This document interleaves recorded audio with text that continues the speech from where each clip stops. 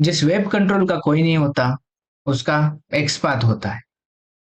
आजकल की वेबसाइट जितनी वैल्यूड हो रही है एंड ज़्यादा से ज़्यादा फैंसी एंड डायनामिक बन रही है, उतना ही डिफिकल्ट हो जाता है डायनामिक कंट्रोल्स के साथ में ऑटोमेशन टेस्टिंग करना या फिर डायनामिक कंट्रोल्स को ढूंढना। अगर आप ऑटोमेशन टेस्टर हो या फिर ऑटोमेशन टेस्टर बनना चाहते हो, तो एक्सपर्ट सीखना बहुत बहुत इंपॉर्टेंट है। Hello guys, welcome back to your own YouTube channel good coder. My name is Sagar. इस वीडियो में हम देखने वाले एक्सपर्ट एक्सपर्ट क्या है, एक्सपर्ट को लिखेंगे कैसे, प्रैक्टिकली एंड थ्योरेटिकली। तो आइए इस वीडियो को स्टार्ट करते हैं। What is XPath? XPath is XML path language. It is used to traverse the elements and attributes in the XML document. It can be used for XML or HTML. What is the real use of XPath in Selenium? Consider a scenario if any other element is not getting located by using ID, class, or name, we can make use of XPath. It allows us to navigate structure of web page HTML. Internally, it uses DOM structure. What is DOM? We'll see here. What is DOM? DOM is logical structure of document and the way document is getting accessed and manipulated. किसी भी browser पे कोई भी website अगर हम open करते हैं तो DOM ऑटोमेटिकली क्रिएट हो जाता है एंड उसका स्ट्रक्चर ऐसा कुछ दिखता है। सबसे पहले रूट एलिमेंट होगा HTML, उसके अंदर हेड एंड बॉडी दो चाइल्ड्स होंगे, बॉडी के अंदर बहुत सारे एलिमेंट्स होंगे। अगर हमें ये एलिमेंट ढूंढने हैं तो हम नॉर्मल एट्रीब्यूट्स का यूज कर सकते हैं, जैसे कि आईडी, क्लास और नेम। बट अगर इन एट्रीब्यूट्स के थ्रू हम उनको लोकेट नहीं कर पाते या फिर ढूंढ नहीं पाते हैं तो हम एक्सपाथ का यूज कर सकते हैं। तो चलो आइए देखते हैं लिखेंगे कैसे एक्सपाथ। दो तरीके के एक्सपाथ होते हैं। सबसे पहला है एब्सोल्यूट एक्सपाथ, उसी को हम फुल एक्सपाथ भी कहते हैं, जो कि ऑलवेज चालू होगा सिंगल स्लैश से। पहला एलिमेंट उसका HTML होगा, जो कि हमारा रूट एलिमेंट है in the HTML document, and then followed by single slash and the other elements, जो कि उसके चाइल्ड एलिमेंट्स होंगे। उसके बाद लास्ट में जो होगा वो हमारा एलिमेंट होगा जहां तक हमें रीच करना है। इस पाथ के अंदर ओनली टैग्स या फिर नोड हो सकते हैं, इसके अंदर एट्रीब्यूट्स कभी नहीं होंगे। दूसरा आता है रिलेटिव पाथ, जो कि हमेशा चालू होगा डबल स्लैश से और एक किसी भी एक वेब एलिमेंट से चालू हो सकता है, नॉट नेसेसरी कि HTML से चालू होना चाहिए। ये डॉम के मिडल में कहीं पे भी चालू हो सकता है। रिलेटिव एक्सपाथ दिखने में बहुत ही छोटा होता है कंपेयर टू एब्सोल्यूट एक्सपाथ। तो यहाँ पे एग्जांपल है उसका, ऑलवेज चालू होगा डबल स्लैश स्टार। स्टार क्या है, सिंटैक्स क्या है, उसको हम आगे देखेंगे। अभी के लिए इतना समझिए कि हम लिखेंगे इसको इस तरीके से एंड इस तरीके से दिखेगा। ओके, इसके अंदर हम एट्रीब्यूट्स का यूज कर सकते हैं और नोड्स का भी यूज कर सकते हैं। आसान भाषा में इसको समझते हैं। अगर आपको किसी एक पर्सन को ढूंढना है या फिर मिलना है तो आप उसको ढूंढेंगे कैसे? तो आपको एक तो उसका कंप्लीट एड्रेस पता होना चाहिए, जिसके अंदर उसका कंट्री, उसका स्टेट, उसका सिटी, सोसाइटी, सोसाइटी में फ्लैट नंबर।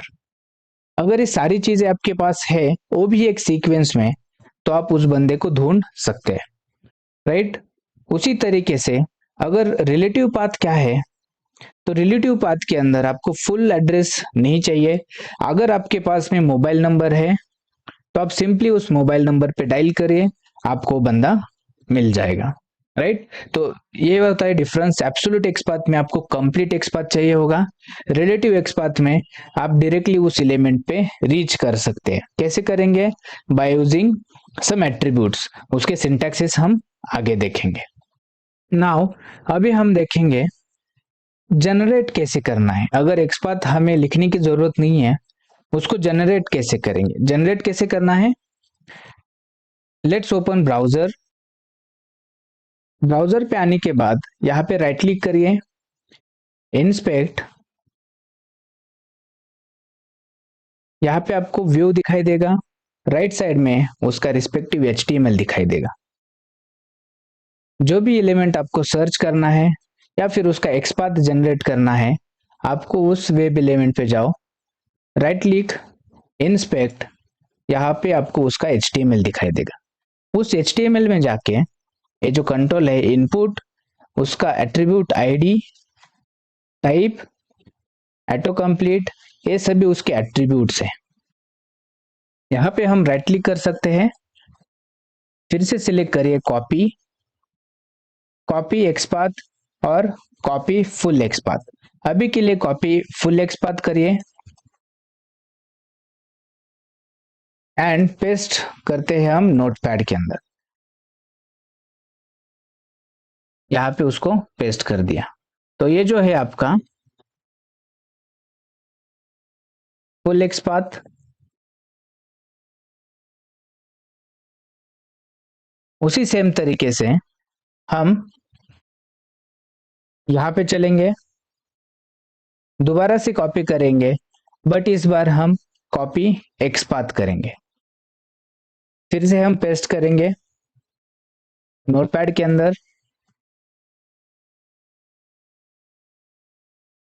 जो कि हमारा रिलेटिव एक्सपाथ है।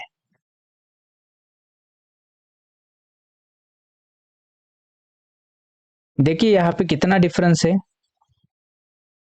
अगर फुल एक्सपाथ लेते हैं तो ये बहुत ही बड़ा हो सकता है और हर एक एलिमेंट को हमें ट्रैवल करना पड़ेगा।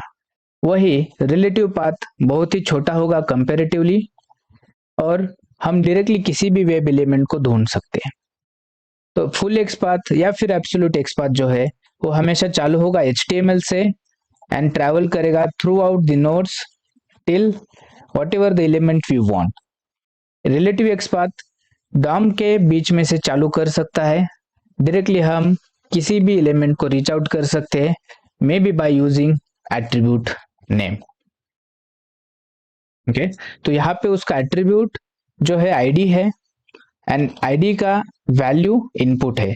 तो ये क्या करेगा, सिंपली HTML में जाएगा, ढूंढेगा DOM में कि जिस भी एलिमेंट का एट्रीब्यूट ID है, उस ID का वैल्यू इनपुट हो, उसको ढूंढ लो।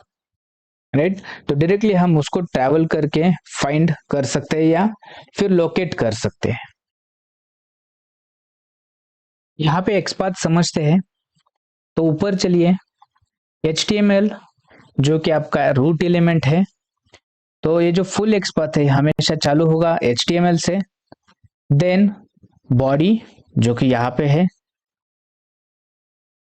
देन NTP-app जो कि उसका चाइल्ड है, उसके अंदर ड्यू जो कि ये है, उसके अंदर NTP रियल बॉक्स जो कि ये है, उसके बाद फिर से एक ड्यू जो कि ये वाला ड्यू, उसके बाद इनपुट जो कि ये वाला एलिमेंट है। तो यहाँ इनपुट तक रीच करने के लिए हमें HTML से लेके जितने भी चाइल्ड एलिमेंट्स है सारे के सारे ट्रैवल करके आना पड़ेगा। वहीं पे जो रिलेटिव एक्सपाथ है, सिंपली क्या कर रहे हैं, जो भी एलिमेंट है, जिस भी एलिमेंट का ID इनपुट है, उसको ढूंढ लो। तो ये जो ID होगा इस वेब पेज में, कोई भी HTML पेज में हमेशा यूनिक होगा। तो एक बार एक ID किसी एक एलिमेंट को दे दिया तो दूसरी बार दूसरे एलिमेंट को वो नहीं दे सकते।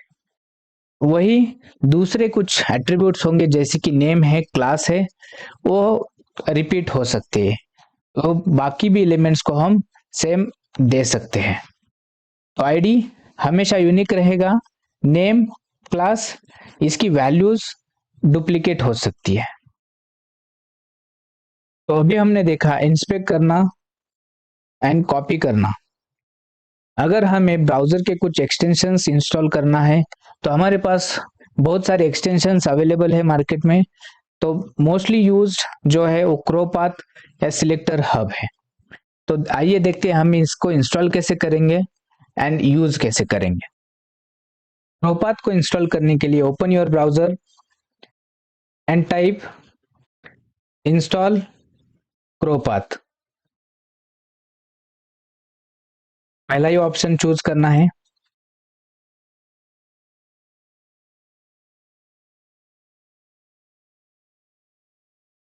आपको यहाँ पे एक ऑप्शन मिल जाएगा ऐड टू क्रोम।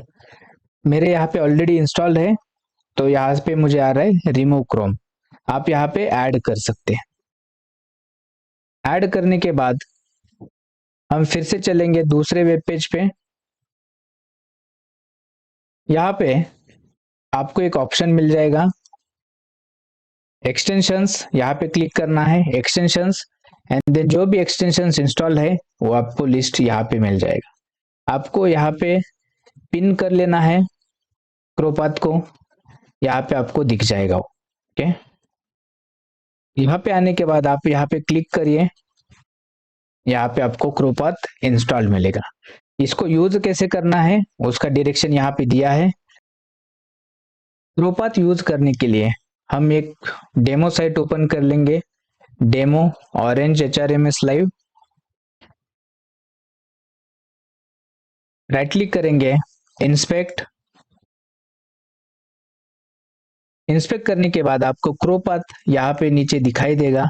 अगर वो नहीं दिखाई दे रहा है, मेरे केस में यहाँ पे दिखाई दे रहा है, अगर आपके केस में नहीं दिखाई देगा तो यहाँ पे दो एरोज है, वहां पे क्लिक करिए, आपको यहाँ पे क्रोपाथ दिखाई देगा, वो उस पे सिलेक्ट कर सकते हैं। वहां पे सिलेक्ट करने के बाद ये वाला टैब ओपन होगा।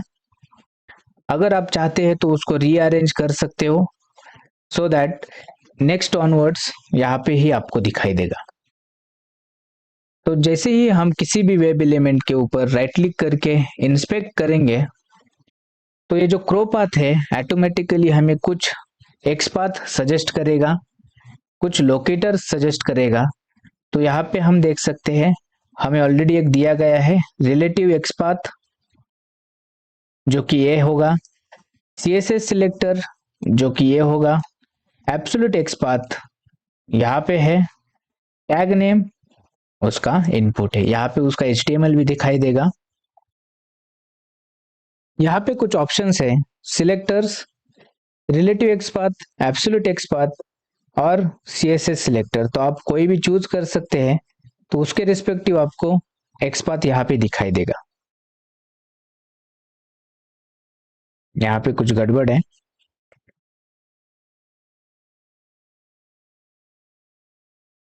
ठीक है, आप इसको यूज कर सकते हैं, यहां से कॉपी करेंगे, यही आप प्रोजेक्ट के अंदर यूज कर सकते हैं। दूसरा एक एक्सटेंशन आता है जो कि सिलेक्टर हब है। सिलेक्टर हब को इंस्टॉल करने के लिए आप यहाँ पे जाइए, क्रोम वेब स्टोर, यहाँ पे आप सर्च कर सकते हैं सिलेक्टर्स हब।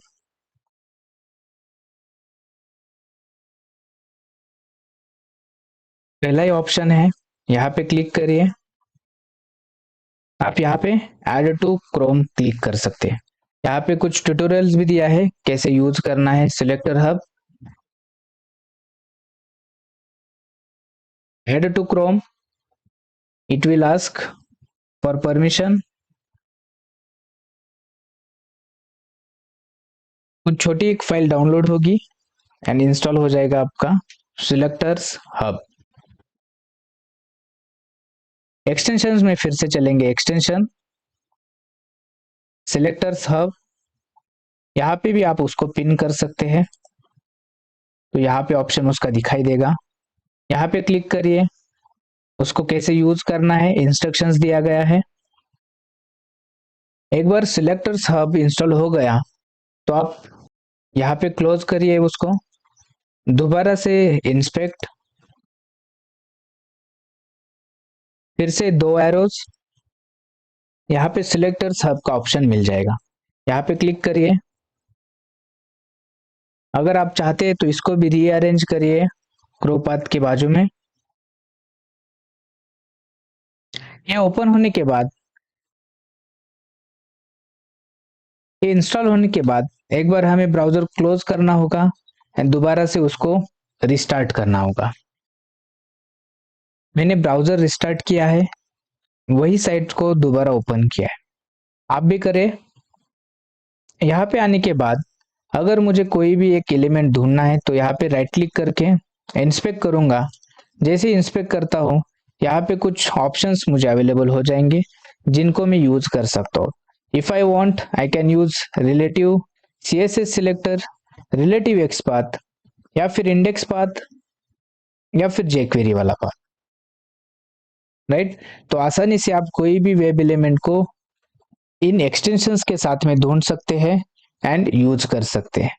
बट कुछ एक्सपाथ ऐसे भी होंगे जिसको आपको खुद लिखना होगा। अगर आपको खुद लिखना है तो कैसे लिखेंगे, आइए उसके लिए देखते हैं।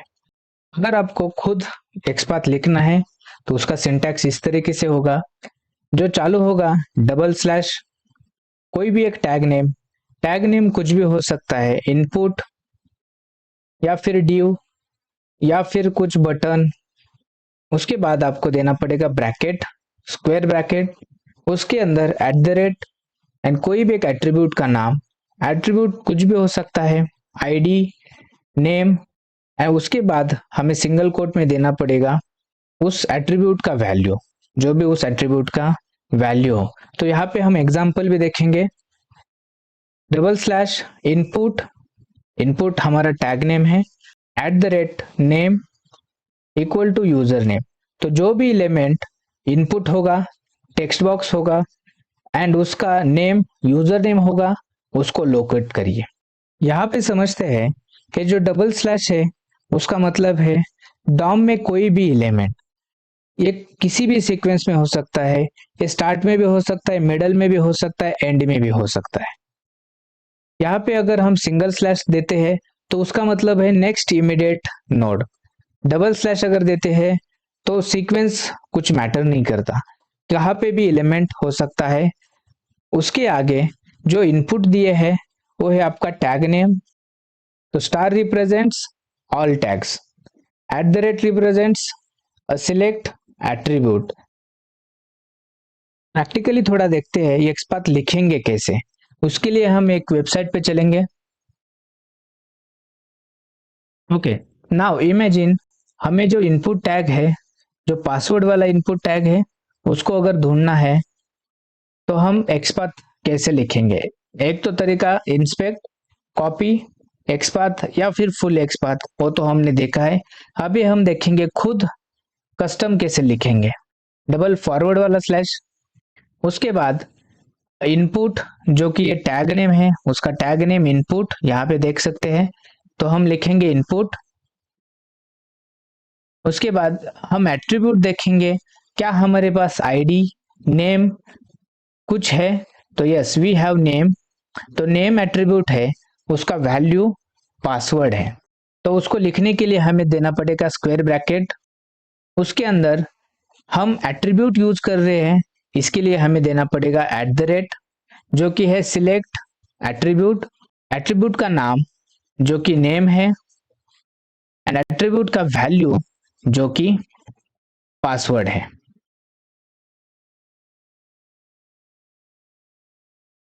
तो ये बन गया हमारा एक्सपाथ। हम इसको कॉपी करेंगे, कॉपी करने के बाद वेरीफाई कर सकते हैं।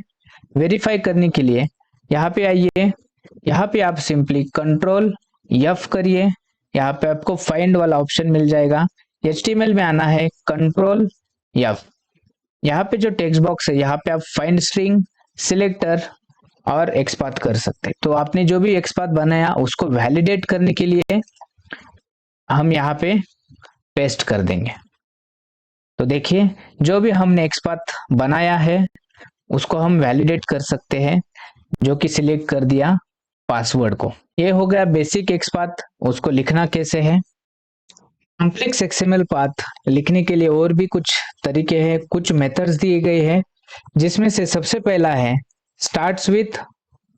उसको प्रैक्टिकली कैसे यूज करेंगे यहाँ पे देखते हैं। उसके लिए ओपन करिए ब्राउजर,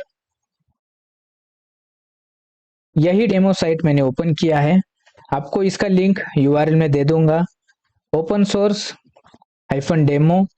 यहाँ पे आपको उसका यूजर आईडी एंड पासवर्ड मिलेगा, उसको राइट करके क्लिक करिए लॉगिन। यहाँ पे आप एम्प्लॉयज की लिस्ट पे आ जाएंगे।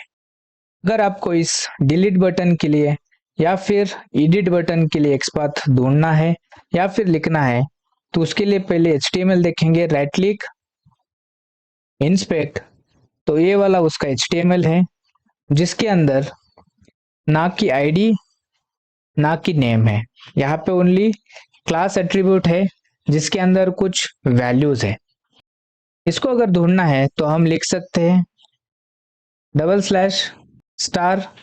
ब्रैकेट, उसके अंदर @क्लास इक्वल टू जो भी हमने कॉपी किया है उसको पेस्ट कर देंगे। यहाँ पे आपको दिखाई देगा जो भी आइकॉन है एडिट बटन का यहाँ पे सिलेक्ट हुआ है। उसके साथ में आप यहाँ पे देख सकते हैं 1 of 46, उसका मतलब है 46 अदर एलिमेंट्स, उसका मतलब है 46 अदर एलिमेंट भी उसके साथ में सिलेक्ट हुए हैं, बट हमें दिखाई तो एक ही दे रहा है, राइट। तो अगर हम इसको कॉपी करते हैं, यहाँ पे पेस्ट कर देंगे क्रोपाथ के अंदर, एंड देन यहाँ पे डालने के बाद एंटर करिए।